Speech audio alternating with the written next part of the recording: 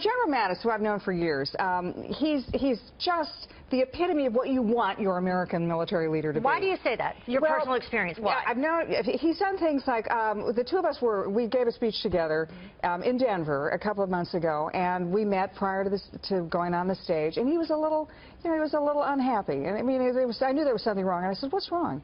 And he said, well, I've just had to meet with the Gold Star parents who lost kids in Afghanistan and Iraq, and here I am, the four-star general. I'm still standing, and yet their children didn't come home. He said, that really tears me up.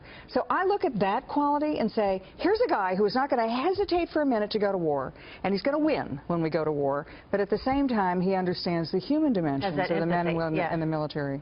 And that's a great quality to have. Why do they call him a general's general? We heard in Mr. Trump's tweet there. Mad Dog. Well, and Mad Dog as well. Because he's blunt and he's very straight. He doesn't worry about sugarcoating things.